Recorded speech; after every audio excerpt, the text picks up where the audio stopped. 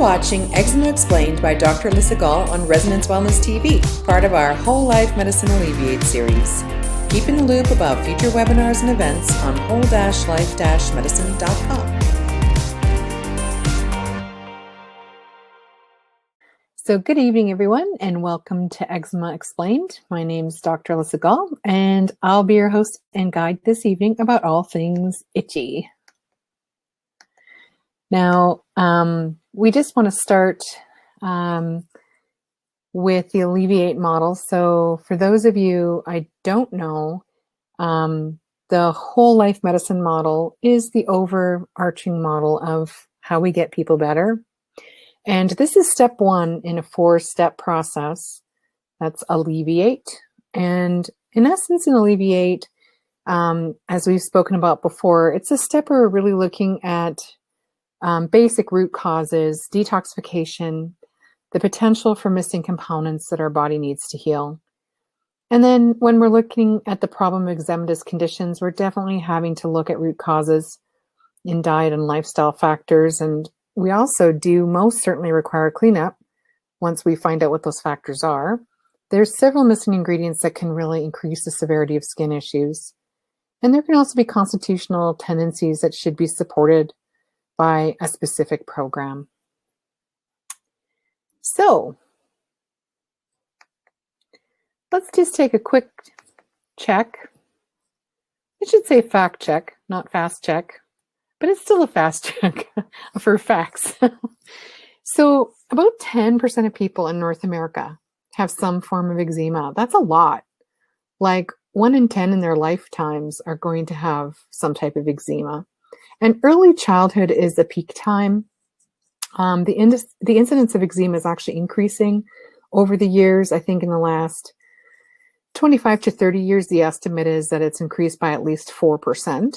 So there are many factors, I think, that are playing a role in terms of lifestyle that are accelerating people's experiences of these conditions. And eczema is not solely a disease of childhood onset. About 1 in 4 adults will report the adult onset of initial symptoms. That means you were already an adult before you saw it for the first time. And people of all ethnicities and all skin colors are affected by eczema. It's more common in females than in males. And it has a high association with other diseases that are considered to be in the allergic realm. In particular, 50% of kids with really bad atopic dermatitis or eczema, that's the most common form of eczema, will develop asthma. And about 75% have allergic rhinitis. And because of this, the disease is grouped together with asthma and rhinitis often. It's called an atopic tendency, or the atopic diseases. Children and adolescents with eczema have a higher rate of depression, anxiety, and conduct disorders, somewhat because it can be difficult to be itchy, and somewhat because it's often a visible rash or in a visible location, and kids at that age are pretty sensitive. I mean, that's not to say that adults can't also be sensitive to that. And more than 20% of adults with eczema also have asthma. It isn't just the kids. And you can have an increased risk of developing pretty serious bacterial, viral, and fungal infections if your skin is already broken down by an eczematous process. Adults with atopic dermatitis also experience higher rates of depression and anxiety. And again, people are very conscious of their skin. And even if it's not as obvious, like you'd have to look closely to see it, it isn't unusual for people to be highly aware of it. So this is a picture here of a fairly minor eczema rash. We're going to look at some that look a little bit more intense. And in fact, this particular picture here, this is really more showing us a plaque that's more typical of psoriasis, just so you know. Because sometimes people get these skin conditions very confused. And here, when I got this slide, I actually didn't realize this slide had not classic eczema on it. but rather something that looks a little bit more psoriasis-like. But what I want to start with is to talk about what eczema really is. And at the end of the day, eczema is a very general name for a group of conditions that make the skin red and itchy and inflamed. It's really more the name for the appearance of the rash, because the term eczema is derived from the Greek word that means to boil over. So it's really describing that red, inflamed, itchy patches that occur during flare-ups. And an eczema can range from mild, moderate to very, very severe. There are 7 distinct forms of eczema. So the most common one, the one that most of us think of as eczema, is atopic dermatitis. That's what I was using that term just in the last slide. There's also contact dermatitis, which is a kind of eczema, dyshydrotic eczema, so that's in the same family as cradle cap, and also STASIS dermatitis. And each of these can have both a common set of triggers and certain things that are more specifically found in each one. Well, I'm going to try and give you an overview of that today.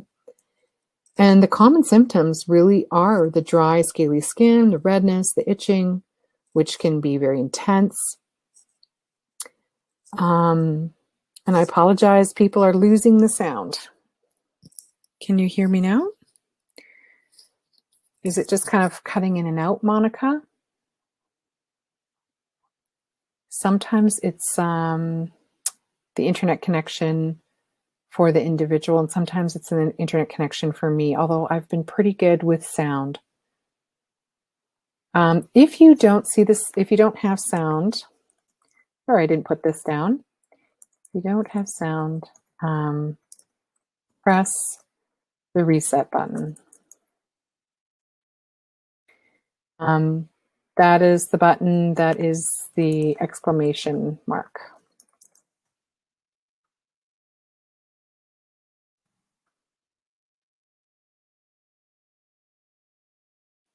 Are we good? Yeah, sometimes that happens. It depends a little bit on how much bandwidth we're using, I think. My signal's showing 5 bars, so we should be good. And if there is something that you feel like you're missing, when we do the recording, typically there is no gap from my end. It'll record perfectly. So you'll have a chance to go back if there's something you feel like you missed, or if the reconnect button is not working properly. Okay? Awesome. So, eczema is not hives. Sometimes people will misterm hives as being eczema. That is not an eczematous reaction. That's a different kind of reaction. And like I said, unfortunately, there's a psoriatic lesion shown in this picture, and that isn't eczema, and it doesn't respond the same way either. There are other conditions that look somewhat like eczema that are not, like pityriasis rosea is one example. And part of the difficulty with eczema is that dermatology is not an exact science. A lot of the diagnosis really relies on the experience of the person looking at the rash. And having been in practice for over 2 decades, I can tell you that I've definitely seen rashes where it was diagnosed a certain way, but when I looked at it, I was like, no, that's not what that is. This is what it actually is. And it's important to try and get a good diagnosis if you can, and ask for more than one opinion, because the rashes for most people can actually change quite a bit. And especially in the case of eczema, eczema tends to be one of those things where it could look like one thing on one day and it could look like another thing on the other day, especially if it's in its initial phases. So if there's some question about whether or not you have the right diagnosis, or you're not responding well to the treatment that's being given, sometimes it's actually because that's not the rash you have. And unfortunately, there's only so much you can do other than visually inspect the lesions. The only other piece of it really that's strong is the history of the person and how it came on. And sometimes what makes it better and worse, a lot of the time, but by the time a rash gets chronic, it's difficult sometimes to ascertain whether or not you can identify a trigger. And so we're going to talk about those problems a little bit today. But there always is the possibility that it's being misdiagnosed. So if you have a rash and it's not responding to anything, it can be that the original diagnosis was not correct. So let's start by looking at the most common form of eczema. And that is, like I've already said, the atopic dermatitis. So this is a specific name for the classic eczematous signs.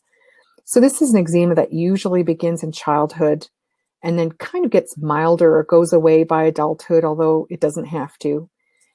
Many people, as I said before, with atopic dermatitis also have asthma and hay fever. And so that's called the atopic triad. So the cause of atopic dermatitis is probably multifactorial. There's definitely some aspects where there's a weakened natural barrier that exists on the skin, and it is known that there are some people who have a genetic variant where a certain protein that sticks the cells together in the skin is not functioning very well, and so it makes the skin more fragile, really, more like a weakened barrier, because ideally the skin that you're wearing on most of your body is alive underneath and then has several layers of dead skin on top of it, which slowly slough off. So you're basically producing a new skin and sloughing it off within about a month. So this is another thing to take note of, because if you're actually looking at what's the overall impact on a rash, you can't measure progress in terms of days, usually. You have to measure progress sometimes in terms of a month, especially when it comes to things that are a bit more chronic or things that have more scarification to them. But with atopic dermatitis, your rash is usually going to be in the creases of your elbows or knees. There's going to be skin in areas where the rash appears turning lighter or darker or getting thicker. There can be small bumps within the rash that appear, and sometimes they'll leak fluid if you scratch them. In young children, especially babies, you often see the rash on the scalp and the cheeks first, and then you'll see it kind of moving down over the trunk as they get a bit older. The problem is if you do scratch it too much, you can infect it. And by infection, to be clear, it's about normal skin flora getting in too deep into the skin. It isn't usually something from the outside that's coming to infect it. And the locations will change over time. So when you're younger, it tends to be like on the outside extensor surfaces, so over the whole arm, as opposed to inside the elbow crease, or over the leg as opposed to behind the knees. But it's pretty classic to see it move from one location to the other. So it often worsens in an infant around food introduction. But like I said, after 2, it's often going into different locations. On the face, if it is on the face, it's more likely to see atopic dermatitis around the eyes, so periorbital, or around the mouth, perioral. And that is not a distinct form of eczema, to be clear. It is just basically eczema occurring in a particular location. Generally in diagnosis, we don't lab test for eczema. And we don't usually do biopsies unless for some reason it looks really unusual. A biopsy is usually it's not typically done to confirm eczema. Maybe blood work to rule out immune problems. Maybe a skin scraping to rule out tinea. So basically like body fungal infection. And conventional treatments for atopic dermatitis are usually emollient based. So they're trying to moisturize the skin predominantly, or also very commonly topical corticosteroids. And what those do is they suppress the immunity in the skin. So they're decreasing the inflammation and they're decreasing the itch from inflammation. Immunosuppressant drugs are another option. There are quite a few biological drugs that have started to come into use in more recent years, and they are also being applied to children at this point in time. But naturopathically, we don't usually need to use this, even in somebody with fairly significant skin issues. We do need some time, but often we can dig to the bottom of it. So we're going to just go through a couple of other forms of eczema, and then we're going to kind of roll back to the types of treatment approaches we might take.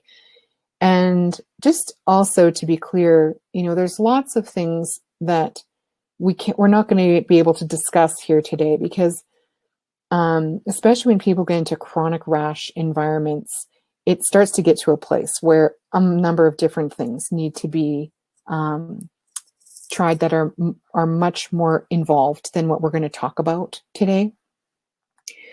But hopefully you'll get a good idea of the general approach and think of a couple of things you might be able to do for yourself, or maybe that you haven't thought of doing for yourself if you suffer from eczema. So the second major form of eczema is contact dermatitis.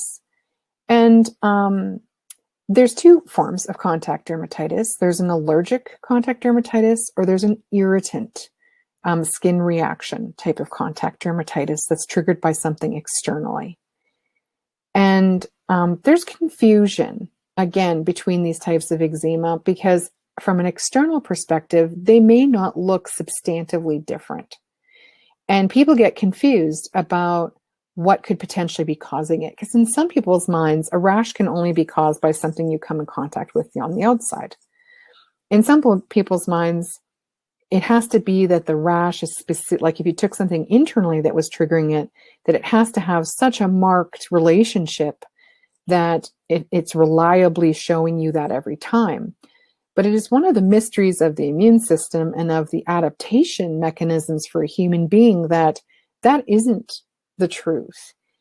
Immunologically, you have a huge amount of reserve for shifting into more neutral places. Even when something is bothering you horribly, you'd be surprised how much of that you can compensate for, how much your body can compensate for. And it often has the effect of making it not clear what's actually causing a rash. So like as in the case of contact dermatitis, here's a great comparison we can make between the allergic form and the irritant form. So an allergic form, the allergic contact dermatitis, is really an immune system reaction. It is a true delayed hypersensitivity response to an irritant. And there can be, there's a common trigger list. So triggers can include nickel. So in jewelry or buckles, in handles and knobs, kitchen supplies, medical devices. There are a lot of things that we have in our households nowadays that actually have an appreciable amount of nickel. Some of the mixed type stainless steels have nickel. If you want to know if your stainless steel has nickel in it, just try and put a magnet on it. If it's magnetic, it doesn't have nickel in it. If it isn't magnetic, then it probably has a nickel mix. It has a different sheen to it. So sometimes it's used for a specific look in like a stainless steel item, but you can actually get a lot of exposure to nickel in your kitchen. And some people are quite sensitive to it. Especially if you're not touching it all day, but you just kind of have some vague touching of it, or you have handles all the time that are nickel and you're sensitive, that could actually be quite severe. There's also a handful of foods that tend to have nickel in them. So you're not reacting to them as foods, but you're actually reacting to them because they contain a certain amount of metal. So things like chocolate, oatmeal, nuts, and green beans are high in nickel. And some very sensitive people can actually be quite responsive to those things. You can also have a contact dermatitis reaction to hair dye or tattoos. There's a certain molecule in many of those that people tend to have an allergic reaction to. It's less frequent now because tattoo inks have really changed a lot in the last 20 years for sure. But I've definitely seen reactions to tattoo ink that were quite bad. And sometimes it's just to one particular color. I remember helping a lady once years ago whose tattoo had been done. It was just it was just a scarred mess, and it was just weeping all the time. We ended up putting plasters on it because it was really confined to the tattoo area, so we knew it was actually a reaction to that. So we put bentonite clay plasters on it and sucked all of the green out of this tattoo. It was a multicolored tattoo. She was actually only sensitive to the green, and so she would like literally her skin and the bentonite was pulling out only the green ink, because your body is very intelligent. It will try to get rid of things that it doesn't like. And so, yeah, only the green came out. None of the other colors stayed in. I think she had red and black also in this particular tattoo. Unfortunately, the skin was quite scarred by doing that, and so it wasn't really a nice tattoo at the end of the day, and it had been quite large, but at least it wasn't weeping and driving her crazy. Latex is another very common contact dermatitis trigger. It can also create some very complicated reactions, can create type 4 hypersensitivity reactions. And if you haven't had the chance to, we'll talk about this a little later, but there have been some previous webinars with much more detail on some of these immunological reactions that you can go back and take a look at. Chromates from cement. So if you're a cement worker, or you know somebody in your household is doing cement work and bringing that in, there are certain things that are contact dermatitis immune stimulants. Poison ivy can be a contact allergic reaction, and it's actually a specific kind of immune reaction. It's a hapten reaction, so you have to combine that molecule from the poison ivy with those on your own skin, and then your immune system actually responds to the combination. So that's why some people can walk through, feel the poison ivy and never get it. Other people just get a whiff of that and they're got a rash from hell. You can also be quite sensitive to antibiotics that create contact dermatitis, things like neomycin or bacitracin. Of course, some of these things we also find in topical antibacterial preps. Some of those are very irritating as a consequence. Certain types of fragrances can be contact irritants.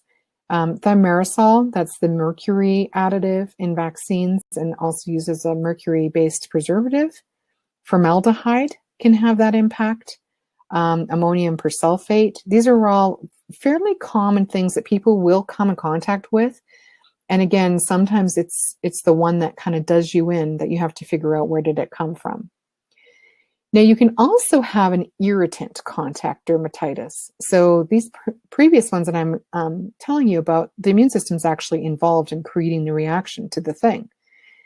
But you can have non-immunological responses that cause irritation.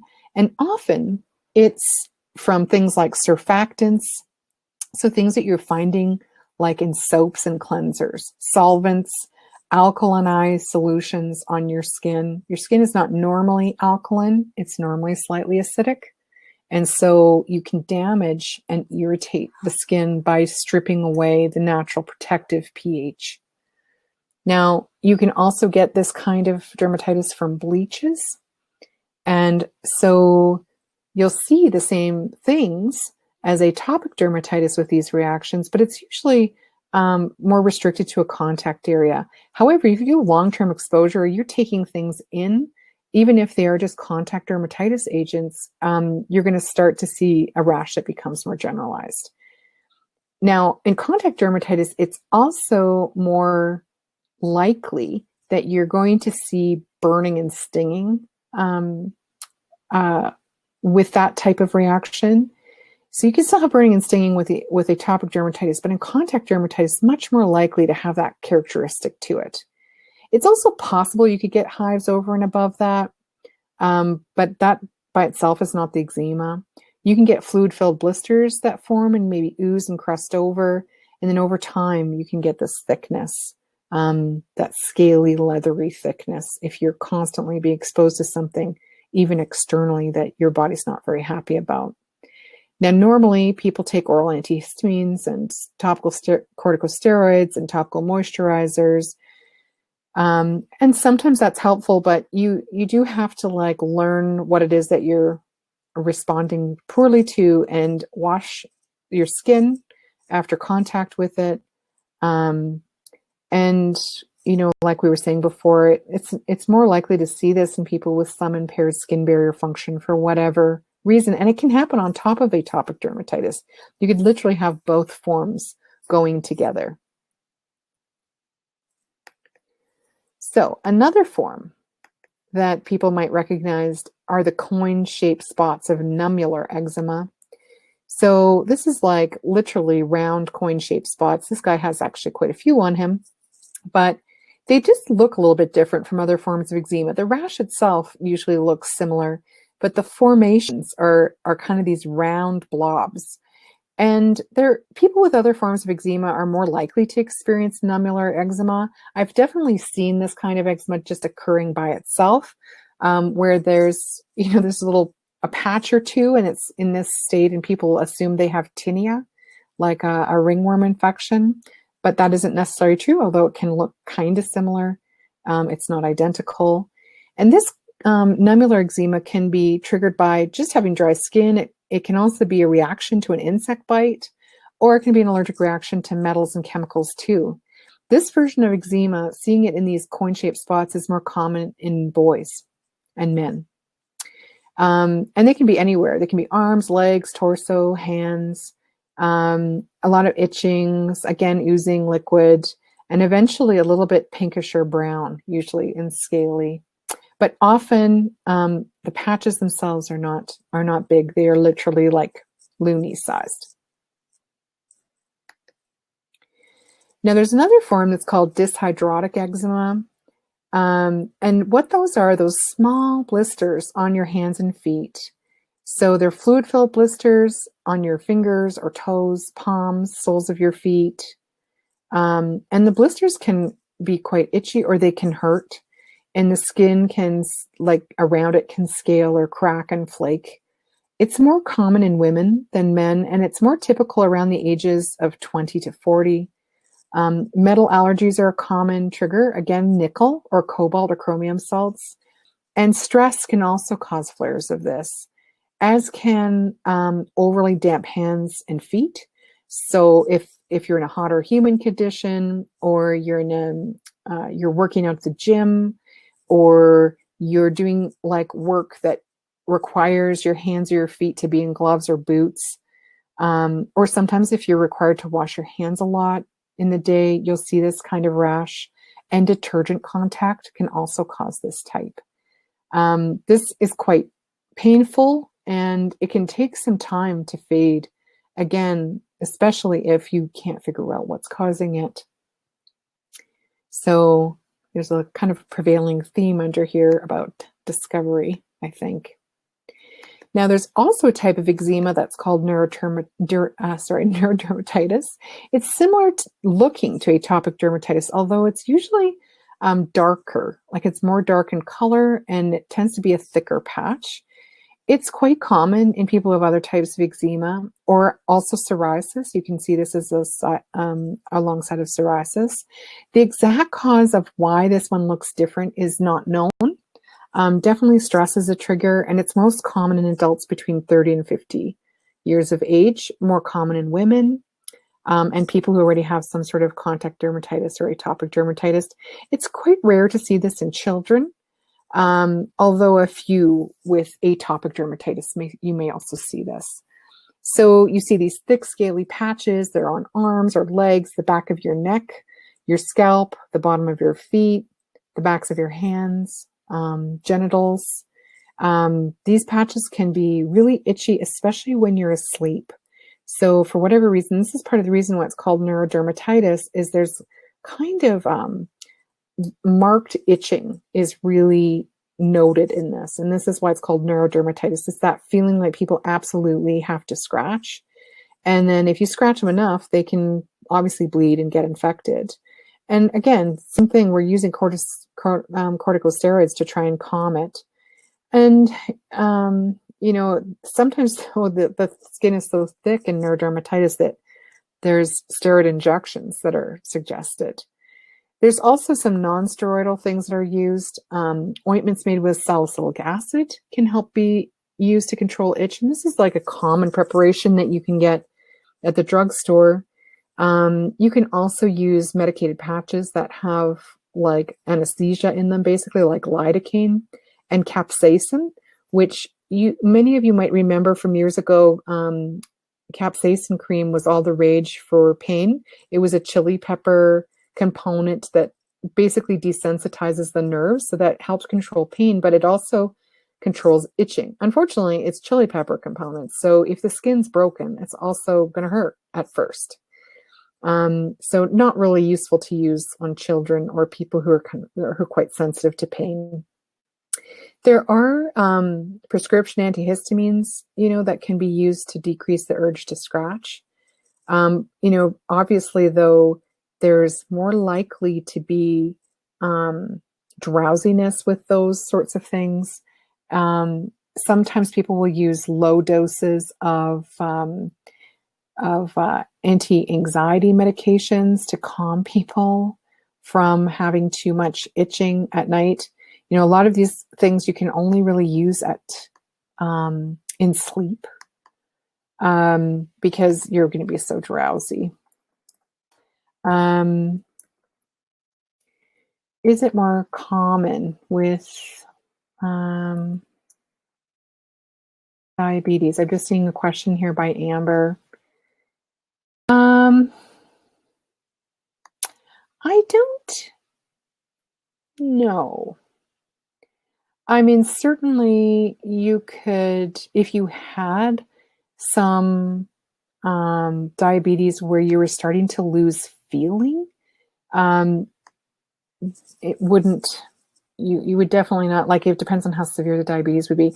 Diabetes, the rash that's most commonly associated with diabetes are the tinnias. So those are fungal infections, and they're there because the blood sugar, if it's too high, you're just getting a high blood sugar on the skin, and then what you'll basically see is fungal forms developing on the skin because there's fuel there. So the people with uncontrolled diabetes, where I've seen there be a problem, it's usually tinea. And it normally is in the places where you're going to sweat the most under those conditions, because when you sweat, you're also, if you have a high blood sugar, you're also going to be sweating out the blood sugar onto the skin. So I would say it's not so much with neurodermatitis, but definitely with fungal infections, you're going to see an increase, Amber. Now, the next form of eczema is stasis dermatitis. And I've seen this, again, very misdiagnosed in people in the past. I think sometimes people haven't seen enough people's legs to realize that this is what happens when you actually have poor venous circulation over a long period of time. So at first, when you have blood flow problems in your legs, so if you have varicose veins or another form of chronic venous insufficiency, or if you develop deep vein thrombosis, so that's blood clots in your legs, or if you have congestive heart failure, you get abnormal flow into the fluid flow into the extremities. And so what often will precede this is you'll see people have leg swellings, especially during the day. When you're up and about and you can't get the venous blood to return fully, your legs will swell a bit. Or sometimes it's only one leg. It doesn't have to be both legs, but it's most typically in the legs. It could potentially happen in other locations, but usually there's some other mitigating factor, like where that person has really injured an upper extremity or something like that. Now, at first, you kind of notice these little spots that are called cayenne pepper spots. They're like these little speckles where capillaries have burst, and they're kind of like this brownish color, like cayenne pepper color. And that progresses to redness, and then it can go quite brown or purple or gray in darker skin tones. It usually goes, at least in Caucasian skin, it'll definitely go brown eventually, like a brown purple. And if you're black, it looks, or dark brown, it looks much more gray. So along with this, often people know that their legs ache or they feel heavy. That's a symptom of poor venous return. And the skin eventually starts to get dry and itchy and scaly. And it can get so significant. It almost can be plaque-like. It can feel like the person has a big layer of rubber on their skin. And I have definitely had people come in to the office and show me a rash like this. And my heart goes out to them, because by the time it looks like that, it's been there for a long time. And I've seen quite a few men actually where they let a rash like that, like where they let the venous insufficiency get bad enough that it's almost immovable, and just feeling it, you can just feel that there's barely any movement in the skin, and it's thick and it's pitted. And in worst case scenario, it actually creates open sores on your lower legs, all the way down to the tops of your feet, because you're not getting enough blood to repair things in that location. And if it goes untreated, it's like the whole calf, the skin can become quite shiny. It can go all the way around the leg, although most of the time it starts on the front of the leg. And you can have a lot of difficulty with permanent skin changes. It can almost look like a cobblestone road. So it's a type of dermatitis where improving the circulation is really key. And it can take a long time to reverse if it's severe. So if you do suffer from varicose veins, you do kind of want to keep a watch for this, because when you start to see those little dots showing up, that's telling you that the limb is having difficulty getting blood through it. And in office, what I would typically use is neural therapy around patches like this, because we can actually get the circulation to open a bit more. We also use things that are healing to the circulation. So bioflavonoids that improve the tone of the venous system, like horse chestnut or witch hazel, or something I like to use professionally is salve tonic. That's actually a kind of Chinese herb that's very good for improving circulation. And so it's a multi-pronged approach. Contrast hydrotherapy under these conditions, where you're on a daily basis literally pumping fluid with contrasting water temperatures through your legs. This can be quite severe, and it can be quite painful. I had one patient once, and when I first met her, man, she was the meanest little thing. And she had stasis dermatitis, and it hadn't been diagnosed properly. I didn't think. She didn't really understand what it was from. And so we ended up doing a bunch of neural therapy. And this lady who I thought was kind of so mean, it turned out she was really, really witty. And when she was in pain, it came out as kind of mean sarcasm. And the better she got, the funnier she got. By the end of her treatment, she had me, she actually came and she tolerated the treatment mostly because she had difficulty walking. The circulation was bad enough, and the pain from the front of her leg was bad enough that she wanted to do something about it. So she tolerated everything I threw at her. But man, she was the funniest thing when she was healed. She told me the best jokes. I would cry. So again, Kathy, this is being recorded. If your technology isn't working, you can try the reset button, which is up at the top of your screen. And if it isn't, if you can't get back on, it is going to be recorded, and it will be put up on our webinars replay page. So you can look forward to listening to this again. Okay, so now let's talk a little bit about alternative approaches. So ideally, we're going to know what kind of skin rash approximately we're looking at. And like I said, sometimes it's difficult to do that. And so we're ruling out the obvious things, right? And ideally, we want to use an approach that's helping you to heal from the inside and the outside. So I'm going to share with you the most commonly successful approaches to calming these kinds of skin conditions. And that's typically going to involve some combination of the following. So investigating and avoiding triggers.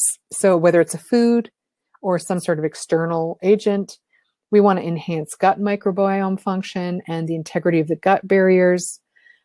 We want to reduce inflammation through food and supplementation. So we can actually use things therapeutically that will help the process, even if they're not part of the original cause. We can address deficiencies because deficiencies do make these conditions worse. And often deficiencies will be set up in times where part of the skin rash is actually related to the fact that the digestion is involved. Balancing the stress response is often something to consider. I have definitely people with certain types of rashes where it's quite clear that the nervous system is really involved, and often mitigating that makes a big difference. And then you can really also learn how to soothe the skin externally and help build up the barrier on the outside. Because as we talked about before, sometimes people do have this predisposition to having barrier function problems right at the skin level. So let's start with just looking at foods. Now, this is a very common place to start. And I hope you had the chance to be with me for the food allergy talk a few months ago. It's really not uncommon to see digestive difficulties being associated with skin conditions and the different forms of eczema. And there's a number of different mechanisms that are going to foster that association. For one, if you eat something you don't react well to, or antibodies are being created by the immune system to that food, creating like this chronic low-level irritation or inflammation in your guts, over time, when you have regular exposure to things that your immune system is being reactive to, the irritation worsens, and it can create spaces between the gut cells that are supposed to be like Ziploc barriers between the digestion and your bloodstream, and break them open. And that's what's commonly called leaky gut. It's not the best name for it, honestly, but it's one name. So that barrier inside of your gut is a huge surface area. You really are going to want to watch the whole digestion webinar if you're not familiar with this, because the surface area in there is well over, the massive size of a tennis court. And if there's a breach there, it can allow bacterial toxins and bacteria through, incompletely digested food through, basically leaking out of the gut and into the bloodstream. And this kind of syndrome, like where there's increased intestinal permeability, really sets the stage for a myriad of health problems, including eczema. So the skin is the body's largest elimination organ. So it's not surprising that it's going to come under some sort of assault and participate when toxins are kind of careening through your bloodstream. So a skin rash or eczema can actually be a sign the body's trying to eliminate something. And then while doing so, the second place where you have a bunch of immune system is in your skin. It just kind of hangs out there, not really doing anything until something floats by that it gets excited about. So you can experiment or test to help determine if food is causing a problem. You can actually test for IgG. That's a delayed hypersensitivity blood test that you can easily have done in the clinic. And this is it gives you more guidance in a way than an elimination diet. But the cheap version of figuring out if there are foods that bother you is to do an elimination diet. So you have a better idea, of what's bothering you. So an elimination diet just takes out most of the major antigens and then walks you through an introduction. And that will take about 4 to 6 weeks to start to work through. So you pull out the things like a full elimination diet just basically isn't like a very basic diet. And then after about 4 weeks, you slowly start reintroducing things one at a time. And you're basically taking note of adverse reactions of flare-ups that occur. And sometimes this can be quite marked. Like even if there's something that you've been taking in that you don't realize is creating a problem, pulling it out for that window of timing, letting the immune system and the inflammatory mechanisms that might have been put into action calm down. When they do that, when you introduce that food in, you will normally see a more marked reaction. So sometimes it's very dramatic, but usually we introduce one food at a time and we wait 3 days to see what happens, because especially in the delayed hypersensitivity, it might take your skin just a little bit of time to show you that. This is one of the reasons why we use the IgG to kind of start that process, because sometimes it can make it more obvious what sort of things might be at the root of it. It's not a perfect test, but it can help ballpark it down so that you can do your elimination more specifically.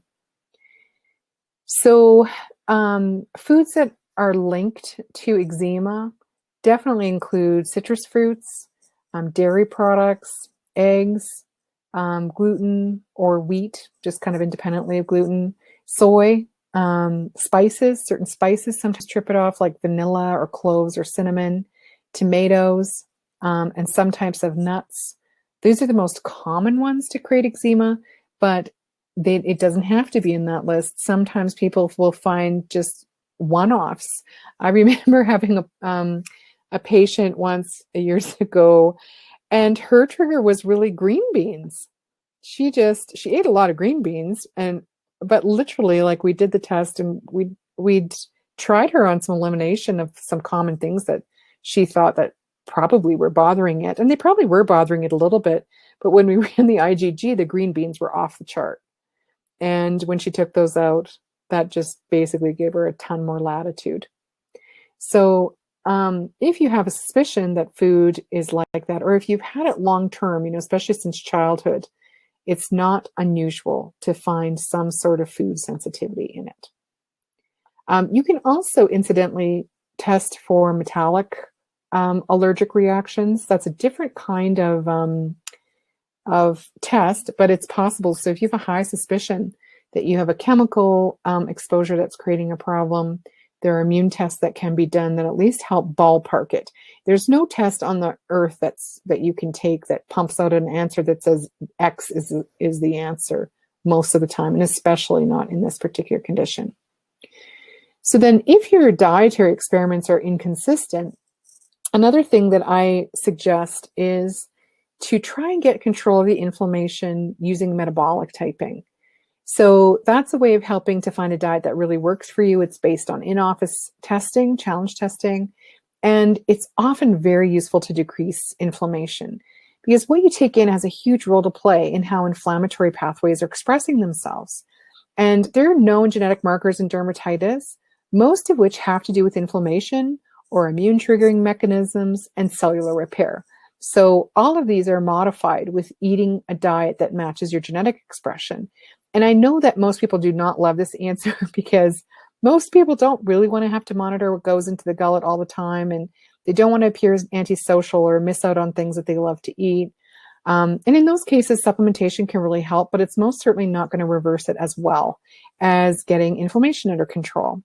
So even if you eat, your diet, whatever your diet is, like say you still are eating your favorite foods, if you go back and take a look at what we talked about in terms of metabolism in the previous webinars, like what is the healthiest diet, sometimes just switching around to the healthiest diet can help a lot. So the healthiest diet on average across the world, like data proved, is to eat half a plate of non-starchy vegetables, 25% of fats and proteins, whatever those things are for you.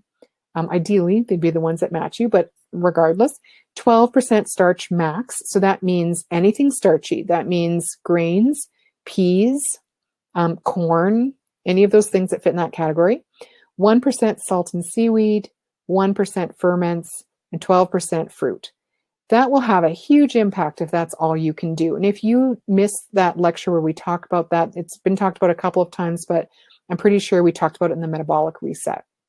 So if that's all you can do is just change what the proportion looks like on your plate, you will do much better in terms of inflammation. But like I said, there are very specific ways that we can do that can say, okay, this person really needs more of this food and less of this food. And you would be surprised how markedly that can have an impact on inflammation, because how you make energy from food is related to every single immunological neurotransmitter pathway, hormonal pathway, immune system signaling molecule pathway. They are not separable. What you put in your mouth has this massive effect. And sometimes, people can eat a diet that from the outside looks very healthy, but from the inside is wreaking havoc, and you just don't know. And if any of you know me, you will have heard some of the stories about the things that people love to eat and are in theory healthy, like avocados is a great example. Some people can create huge amounts of inflammation from avocados, especially if you're eating like tons of them per day. So it's also has to be done in balance, right? Famous last words. Now, of course, there's other things we can use to decrease the contribution of the gut to eczema.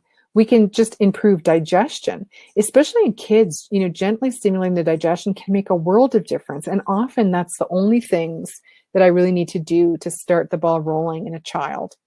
In adults, we can do the same. We might have to use stronger support or substitute elements of digestion that aren't operating well, like putting in enzymes or putting in stomach acid. And of course, I do not want you to forget water. I mean, have I done an entire lecture on water yet? Because really, I should. Those of you who know me know I'm the water Nazi. You know, like 10 liters of fluid transfers must happen in your digestion every day to make it function properly. And there are times where that can make such a difference to baseline functioning. You have no idea. I have lost count of the number of times that improving water balance in a person has solved a problem. So if you have a more complex digestion issue, always solve that first. You know, it can often clean up the skin. Like I said, don't forget to watch the webinar on digestion to see if something is resonating in there, because we talked a lot more about specific digestive symptomatology. You can also secondarily improve the function of the gut barrier. So you can use oils that are high in gamma-linolenic acid, like borage oil, which is the one that I use in the office because it's cheap and it's easy and it's a liquid. Or evening primrose oil is also high in GLA. Those actually help repair the gut wall barrier breaches. So where you have those Ziplocs burst open in leaky gut, gamma-linolenic acid is one of the things that helps knit it back together. And it's essential fatty acid. So many people are deficient in those anyways. They're not eating near enough of those. And so that can make a nice difference. And in a baby or a small child, a drop or two a day will make a difference. We also use L-glutamine that gives the barrier more fuel to repair itself. It's easy to add. You can also use other essential fatty acid oils, but if you're going to take oil for skin reasons, usually the other ones work better. In addition, you can use probiotics. That's using the microorganisms in a certain volume to encourage your normal symbiotic populations to be healthier. And when your microbiome is functioning well, you have less inflammation caused by immune dysregulation. Your microorganisms, your microbiome is an essential part of communication with your immune system, and you want it healthy. Again, we've talked in the past about what we do and don't know about microbiome testing, and some of those tests are slowly developing over time. We definitely have a couple of clinically available tests. It remains to be seen to me how useful it's going to be. You know, often it takes time to really figure out what's the best place to start with microbiome problems, and usually ending up dealing with the dietary aspects of it works best to start. Some of the data that we can get is very interesting, but it doesn't always help us clinically. So you can use the probiotics that are naturally present in many foods. You can incorporate things like yogurt if you can tolerate it, raw sauerkraut. So sauerkraut has to be raw. It can't be pasteurized. There's glutamine in sauerkraut if it's pasteurized, but there's no microorganisms. Yogurt, it's actually, strangely, they pasteurize the yogurt and then they add the organisms back in. You can make your own yogurt though from starter that you can get at the health food store. And sauerkraut, you can buy the raw version. Like I like the wild brine ones, or the Bubba's sauerkraut that you can get. You can get that at the local markets, local health food markets. Kimchi, if it's prepped in the traditional way, is a bacterial product. Miso, tempeh, kombucha. These are all possible ways of getting probiotics. Now, you don't want to focus on all of them in volume. Like the amount of probiotics you would need is probably like a tablespoon of sauerkraut per day if you did that consistently. So, like I said, to complicate things, your microbiome can be out of balance for other reasons, which we would have to deal with separately. So if you have a chance to go back and watch digestion, maybe something and information will stand out for you. And then, you can't overestimate cleaning up the other big detox organ. So you can take a look at doing liver detoxification. Now, I prefer to use specific products for liver clearance because they're just really efficient. I use a lot of the Metagenics products, and you can certainly get those through our office. But basically what that is where you have all of the components you actually need to get like every detox factor placed back in your liver for you in a pre-digested way. This can really help if there's deficiencies brought on by poor digestion that's impacting detoxification. And it can help a lot where people have a skin rash. And especially when it's really flaring, if we can use some of these products, we often can calm the rash down pretty dramatically. And in kids who have a tendency to those atopic dermatitis, we use the kid version very successfully along with the borage oil and sometimes with more digestive support. You know, and then if your skin is damaged, you're going to need some nutrients for skin integrity like zinc or vitamin A and C, and E, and selenium. And those are epithelial repair agents. They really help to improve the quality of skin, and they help in immune function and immune normalization. So if the skin is really damaged, you can also use over and above nutrients like broccosulfuran. That's a really fairly strong epithelial repair agent. We'll use that where the skin is really damaged and needs some help. It's not, you can get it in a cream form as well, but usually I like using it internally. It will really help if there's scarring and where the skin's been really damaged by having a chronic rash. And so also don't forget to ensure you're not putting toxic products in. Like, don't put toxic products on your skin. If you're confused about what's toxic and what's not, then look at the Environmental Working Group Cosmetic Database. If you're not sure, try not to use intensely smelly detergents and cleaning products. There have been times where, you know, somebody's broken out to eczema just because they've changed the products they're putting on their skin. And there aren't a lot of rules about what's possible to put on your skin.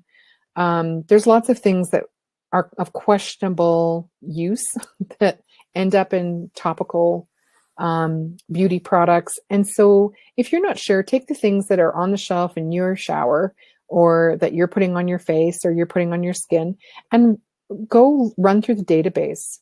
It's the Environmental Working Group Cosmetic Database. And if you Google that, you will find it for sure.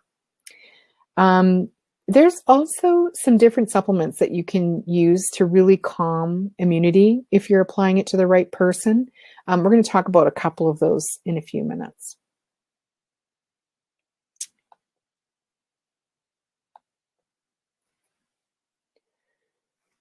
And I can see we have some questions. I'm going to come to those questions, I think, towards the end. So, and sorry, I'm going a little bit slower than I should be. I'm almost there. So you can also want to think about what you could possibly do to keep yourself calm.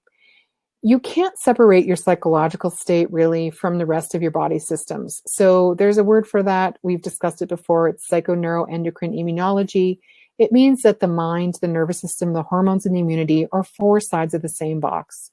So your skin is filled with autonomic nervous system fibers, and stress can definitely flare eczema. And it doesn't even have to be bad stress. It can be happy stress.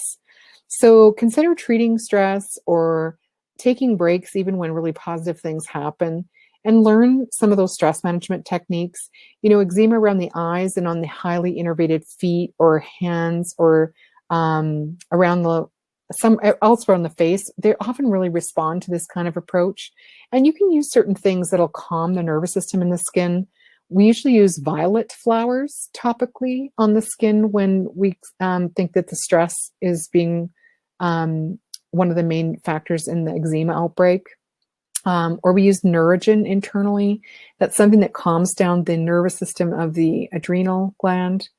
And if you think you have a stress or you notice that it flares with stress, then it's time to really look at what kind of stress coping strategies do you have, and can we put some more in place for you that help to calm you down enough so that you're not always getting marked skin reactions to it.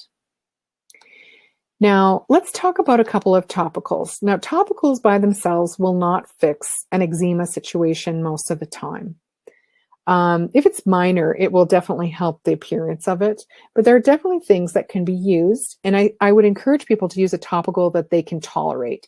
You know, make sure to patch test things. Skins can be really reactive when they're already irritated, and you have to think about it again in terms of not just one application, but several. So coconut oil can really moisturize your skin, and it can actually improve the health of the skin barrier. Studies actually show that topically applying coconut oil can reduce super infections on the skin, like the staph infections. You want to use like the cold pressed virgin coconut oil once or twice a day to damp skin is enough. It's stuff that's usually solid at room temperature. It basically melts when in contact with your skin. So once you rub it in, you'll find that it rubs in quite nicely. And when you're looking at skin protection, you're really wanting to look at protective types of things. So things like shea butter will sometimes work, or cocoa butter, or coconut oil is also very protective. There are other things that are more moisturizing, like glycerin can be moisturizing. And so you can use that neat, or you can actually get a cream that has glycerin in it. You also want things that have barrier repair. So dexpanthenol or nicotinamide are both forms of vitamin B5. And they're actually forms of B5 and B3, and they really help with repair. And they're actually better than some of the really heavy, like petrolatum-based things for keeping things moist. And you can get creams with dexpanthenol and nicotinamide in them fairly easily. And in fact, they're in a lot of skin products, or you can have it compounded for you by a compounding pharmacy, and that's not a prescription item typically. You also might want to look at anti-inflammatories. So green tea baths is one way. There have been studies that show that if you bathe in green tea extracts or use green tea as a topical, you can actually calm inflammation. And that's because that as an agent is actually quite powerful at immunomodulation. And there are a number of other agents that are like that. Licorice is another one, like Glycyrrhiza glabra, the true licorice. You can get topical gels that will also create a decrease in inflammation. You can also use probiotic type things topically, and it doesn't have to be fancy. It can actually just be your normal probiotics that you would take internally, like the lactobacillus and the bifidus. You can put that in the cream that you're using or in the coconut oil that you're using and actually put it on topically. When they're alive, they create a mild acidity that is very nice pH-wise for the skin, and the skin actually forms its barrier function better when there's that acidity to it. Now, there's lots of people that actually also swear by another B vitamin, which is B12 for eczema, and that can actually be used also topically. You can just, again, mix it in your coconut oil. You don't need to make it super fancy. So like in a moisturizer base, like probably if you had maybe 50 grams of avocado oil, you could probably put in, like basically liquid B12, up to about maybe a teaspoon of that. And as long as the liquid didn't have flavoring agents or anything in it, or if you could just get B12 and mix it in and make it kind of pink, that has been sworn by many groups, including the National Eczema Association. So that's another possibility. So we're seeing here again, like these metabolically active substances being helpful for skin repair. You can also consider honey, especially if it's something that's very irritated and infected. Honey's been used to heal wounds for centuries. Probably best case scenario, you're going to use something like Manuka honey. So you have a whole bunch of other components in Manuka honey. I mean, if you don't have Manuka honey, just use what honey that you have. Ideally, it would be an organically sourced one and not necessarily just commercial honey. But again, you can cover an infection even with commercial honey and have it do well. You can also try aloe vera as another topical. Oatmeal baths are calming to the nervous system. It's not so much the immune system topically, but the nervous system really responds positively to the oatmeal, the oat extracts, and it can calm the itching quite a bit. And of course, they're very common products that we use that are oatmeal based. That's the whole Aveeno line as an example. I also wanted to mention some essential oils. Now, this is not a picture of the chamomile oil that I want to talk about. The chamomile oil that I use for eczema is the blue one. So I didn't have a good picture of that. So I apologize. We did a whole webinar on essential oils recently, and also a workshop that you can still sign up for and attend if that's a solution that you'd like to try, if that's something you want to incorporate in your own healthcare. So chamomile blue oil is quite expensive. However, it is one of the most anti-inflammatory essential oils that you can use, and you can safely use that topically on eczema.